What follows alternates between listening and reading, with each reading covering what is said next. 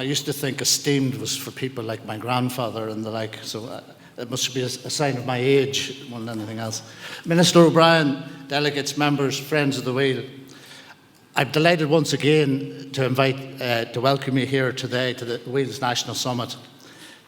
As Emily said, you know, this is a significant year for the Wheel, but there's over 600 delegates registered here today. And I think that's, I was talking to the Minister beforehand, that's a testament to the Wheel, the Summit, the content, and the pivotal role that this Summit plays in the annual calendar of a lot of charities.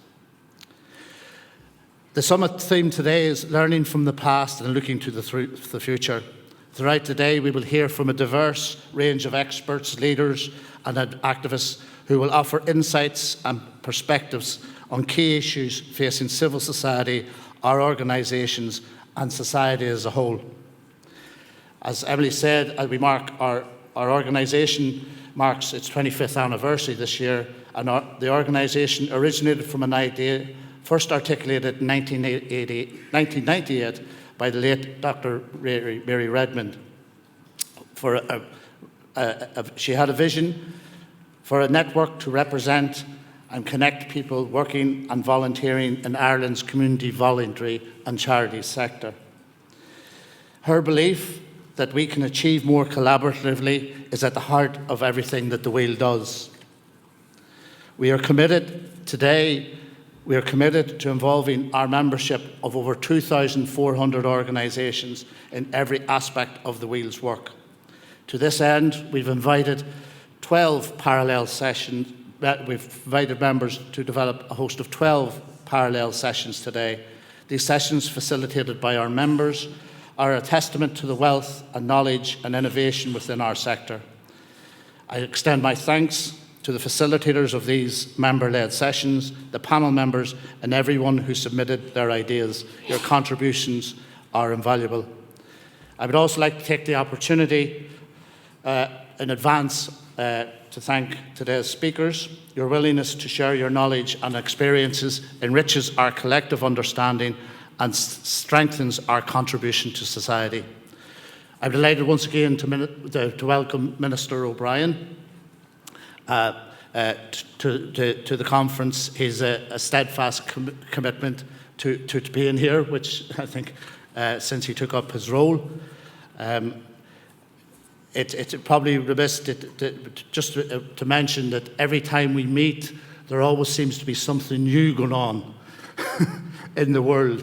I think there was post-COVID, there was the Ukraine war, there was our own problems here at home, and this year I know an area which is a huge commitment to is the Middle East personally, and that's very much on our minds. It's like turning on the 9 o'clock news at night. You feel like what's going to happen next, not knowing what's going to happen next. So welcome, Minister, and thank you again for attending. We also are honoured to be joined today by Derek Walker, the Future Generations Commissioner for Wales. To our speakers, the 2,400 members of the Wheel, our partners and our staff, and to each of you present today, we thank you. Our partners play a crucial role in making events like this possible. I would like to extend a special thank you to our partner 2 and 3 for sponsoring this event for the past 3 years. Your support has been much appreciated. Also a thank you to our associate partners, UCD Professional Academy, and the exhibitors taking part in the expo. And I was up there earlier, and there's plenty of them, and I would really encourage people, if you get an opportunity, to go up and meet a few people, and there's opportunities there for collaboration. And I always find with the expo at the Wheel, you always learn something new.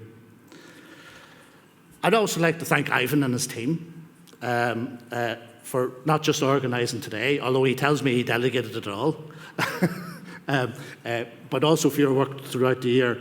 And it's very important in a representative organisation that the staff and the executive know that they're out working on behalf of all the members, representing you and your concerns. As we look to the future, we must continue to build on the foundations laid over the last 25 years. The challenges we face are significant, but so too are our capacity for innovation, resilience and compassion. Together we can harness the collective will of the sector to create meaningful change and drive forward the vision for a better Ireland for all. In closing, I encourage you all to take the time today away from frontline concerns of budgets, of staff recruitment issues and everything else, to take an opportunity to invest in yourself and to take the time today to learn from not just our panel speakers and our facilitators, but to learn from each other. So I would just close by saying that Ivan is now going to formally introduce the bill, and enjoy your day. Thank you.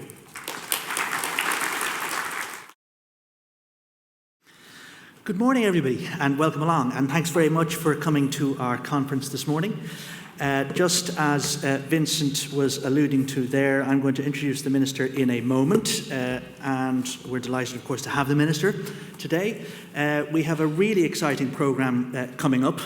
We'll have a session learning from the past, looking to the future, coming up immediately after we hear from the Minister. And I'm really looking forward to hearing from Derek Walker, the Commission for Future Generations, and Nolene Blackwell, of course. Welcome, Nolene, looking at the role of the sector in social and economic change, past and future, and Larry O'Connell, of course, from the NESC, learning from the past.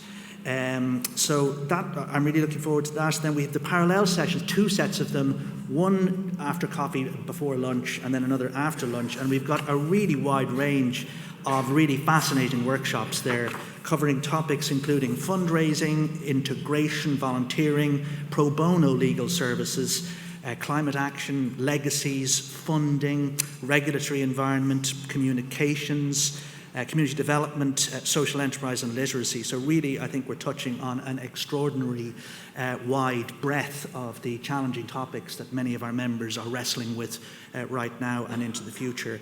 And then after lunch, we will all be coming back after those parallel sessions for a plenary here in this room when we'll hear a special message from the Taoiseach. We'll get a little bit of feedback from all of those parallel workshops which will have taken place.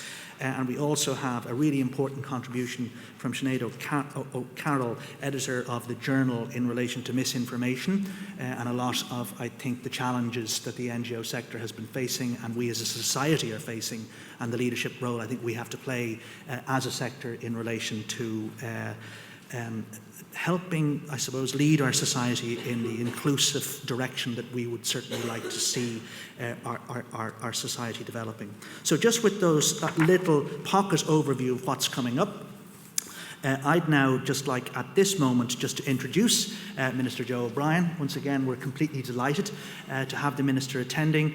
Joe is, of course, as I'm sure everybody's aware, Minister of State at the Department of Rural and Community Development, with special responsibility for community development and charities. He previously held a seat on Fingal County Council before being elected as a TD to represent Dublin Fingal in 2019. He was subsequently re-elected to that position in February 2020 before being appointed to his current role.